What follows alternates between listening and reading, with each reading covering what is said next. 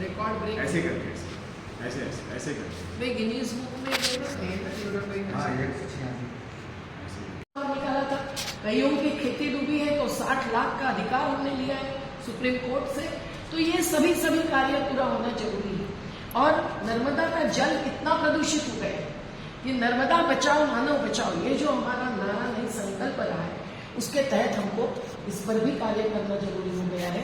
क्योंकि हमारे पास ऐसी रिपोर्ट्स है कि जिससे मानव इस्तेमाल करे ऐसा पानी नहीं है, पीने लायक पानी नहीं है। कुछ अधिकारी, कुछ सांसद ऐसा कहते हैं कि हम झूठ बोल रहे हैं, पर उनके पास रिपोर्ट है बताने के लिए कि नर्मदा शुद्ध है।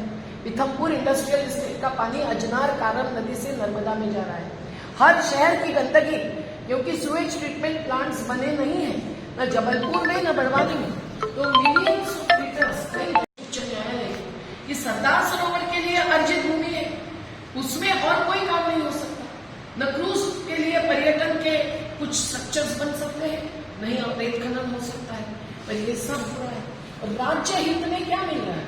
सरदार सरोवर से राज्य को जो केवल बिजली मिलने वाली थी वो भी पर्याप्त नहीं मिलने के कारण 904 करोड़ की मांग राज्य सरकार कर रहा है। शासकीय वन भूमि जो डूब गई है उसके लिए 60,000 करोड़ रुपए का मुआवजा लेना राज्य का बाकी है।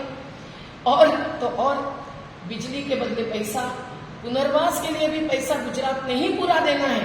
ये कानून ट्रिब्यूनल का फैसला होते हुए भी नहीं दे रहा है गुजरात आज।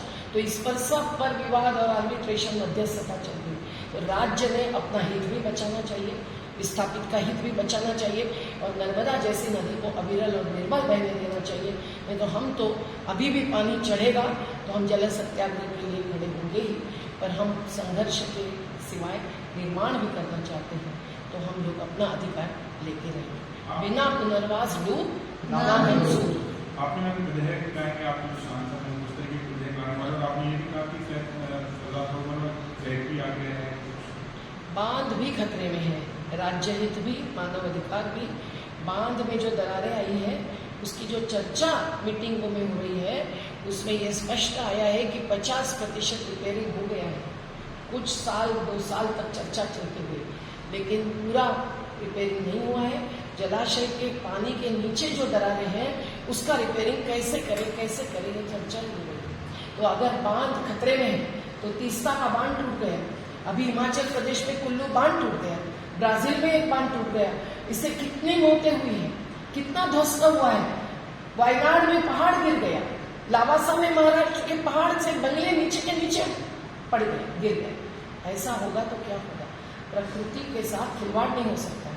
और ये जो संसाधनों पर अधिकार आदिवासियों का है, उनका पेशा कानून लागू है, नियम 2022 से जारी हुए हैं, हमने उसका स्वागत किया है, लेकिन ग्राम सभा के प्रस्तावों का पालन नहीं करते हैं और कानून, आदेश और नीति का पालन नहीं होता है।